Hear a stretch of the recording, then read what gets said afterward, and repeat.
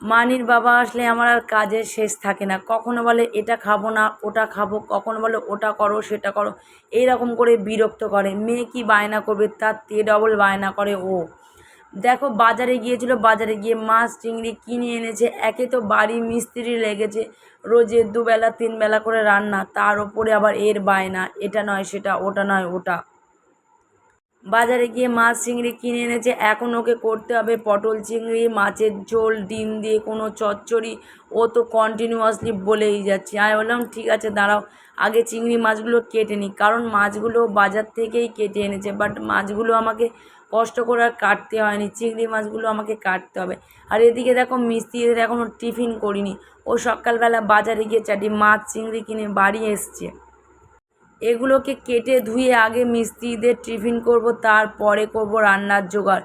আর এদিকে দেখো মাছ টাছগুলো কেটে এসে আমি সবজিগুলো কেটে নিচ্ছিলাম, কারণ যেহেতু গ্যাসে দাঁড়িয়ে দাঁড়িয়ে রান্না করব, ওখানে একটা বসিয়ে একটা কাটা সম্ভব না। বাট ও যখন বাজারে গিয়েছিল কিছুটা আমি কেটে রেখেছিলাম, বাট কিছুটা এখনও কাটা বাকি আছে। তো আগে বলল মাছটা কেটে ধুয়ে নাও, কারণ মাছটা খারাপ হয়ে যাবে। আমি বললাম ঠিক আছে, আগে মাছটা কেটে ধুয়ে নিই, তারপরে মিস্ত্রিদের টিফিন করে টিফিন দেবো, আর তারপরে বসাবো রান্না।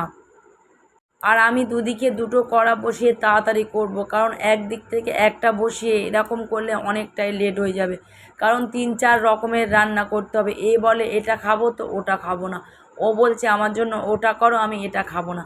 আমি তো জাস্ট পাগল হয়ে যাচ্ছি। আর এদিকে এতগুলো মিস্ত্রি লেগেছে, তার মধ্যে তাদের রান্নার জোগাড় আবার আমাদের রান্নার জোগাড়। আগের দিন ও তো এসে লাউ কিনে এনেছে, কারণ লাউ চিংড়ি খাবে বলে। আবার বলছে না লাউটা ডিম দিয়ে করো। আমার তো মাথা পাগল হয়ে যাচ্ছে। এদিকে এ বলে ঝিঙের ঝোল করো, এদিকে এ বলে তেঁতো করো। তাহলে আমি কোন দিকে যাব? এদিকে বসিয়েছি তেঁতোটা, আর এদিকে বসিয়েছি ডিম দিয়ে করছি হচ্ছে তোমার লাউর তরকারিটা ডিম দিয়েই করব, কারণ চিংড়ি মাছটা রেখে দিচ্ছি। আর একজন বলে আমি ভেন্ডি খাবো, ভেন্ডি দিয়ে চিংড়ি মাছ খাবো। আমি এই তরকারিটা যা হোক করে চাপা দিয়ে বসে বাইরে বেরিয়ে এসেছি, কারণ ঘরে এত গরম, রান্নাঘরে আমি টিকতে পারছি না। আস্তে করে গ্যাসটা দিয়ে, যেহেতু লাউটা সিদ্ধ করে নেবো একেবারে, লাউ কষিয়ে জল দেবো না, আমি একেবারে কষাতে কষাতে ওতেই আমি লাউটা করে নেব। তো তার জন্য লাউটা কষে ঢাকা দিয়ে বাইরে বেরিয়ে এসেছি। আর এদিকে দেখো আগের দিন আমাদের রাস্তা হয়েছে, সেই রাস্তার সাইড থেকে ইঁটগুলো গাঁথছে, কারণ এই যে উঁচু ঢালটার, আমাদের এখানে বর্ষা হলে না প্রচণ্ড মানে কাদা এই রাস্তাতে ভর্তি হয়ে যায়, আর রাস্তাঘাট খুব স্লিপারি হয়ে যায়, আমরা বড়রা পর্যন্ত পড়ে যাই, আর বাচ্চারা তো কি, এখান দিয়ে মোটে যাওয়া যাবে না, গাড়ি বা সাইকেল নিয়ে কোনো কিছু নিয়ে তুমি পাস করতে পারবে না। মানে বৃষ্টি হলেই এত শ্যাওলার, এত স্লিপারি হয়ে থাকে। তো তার জন্য আমাদের এখান থেকে সবাই চিঠি পাঠানোর পরে তো যা হোক করে তবু রাস্তাটা করে দিয়েছে। তো তারপরে বলা হলো যে এরকম পাহাড় থেকে যে আমাদের জলগুলো নামে প্রচণ্ড স্লিপ হয়ে থাকে। তো তার জন্য আবার এদেরকে বলার পরে, কন্ট্রাক্টরদের সাথে কথা বলার পরে, তো তারপরে এরা আবার আমাদের এই রাস্তার সাইডগুলো গেঁথে দিচ্ছে। তো আমরা বললাম খুব ভালোই হলো, একেবারে এক কাজে দুই কাজ হয়ে যাচ্ছে। আর এই সামনে বর্ষা আসছে, তাহলে আর দেখতে হবে না। আর এদিকে আমাদের মিস্ত্রি লেগেছে, রাস্তার কাজ, এখানকার কাজ, মানে আর পাচ্ছি না। যে কটা মিস্ত্রি লেগে তাদেরকে আবার চা করে দিতে হলো। তারা এখানে এসে বলছে চা খাবো, একটু চা হবে, তাদেরকে আবার চা করে দিলাম, দিয়ে আবার বসিয়েছি এদিকে তরকারি। মানে এখন যে আমার সারা দিনটা যে কি করতে হবে তার ঠিক নেই। এ বলছে ওটা, ও বলছে সেটা, তো আমি করেই যাচ্ছি, সবার কথা জাস্ট শুনেই যাচ্ছি। আমি তো গরমে পুরো সেদ্ধ হয়ে যাচ্ছি। আর মেঝেতে শুয়ে শুয়ে আমার গা পিঠ তো প্রচণ্ড ব্যথা। এদিকে মেয়ে বায়না করছে ক্যাপসিকাম আলু দিয়ে নাকি ও ভাজা খাবে, ক্যাপসিকাম আলু ভাজা। তার জন্য হলো আলু ভাজা। আবার এদিকে এ বলছে এটা চচ্চড়ি করো, অনেকটা যেহেতু মাছের ডিম এনেছে, এদিকে কুমড়ো ডাঁটা ফাটা দিয়ে একটা মাছের ডিম দিয়ে তরকারি করতে বলছে। তাহলে আমি কোন দিকে যাব? একটা করে বসাচ্ছি আর একটা করে ফরমাস।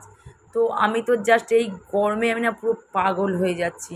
আর এদিকে লেগেছে আমাদের মিস্ত্রির কাজ, তাদেরকে টিফিনটা কোনো রকম দিয়েছি, এবার আবার রান্না করতে বসেছি, কারণ রান্না হয়ে গেলে এদের আবার টাইমে ভাত দিতে হবে। অনেকে আমাদের এখানে কাজ করছে টোটাল 5 জন।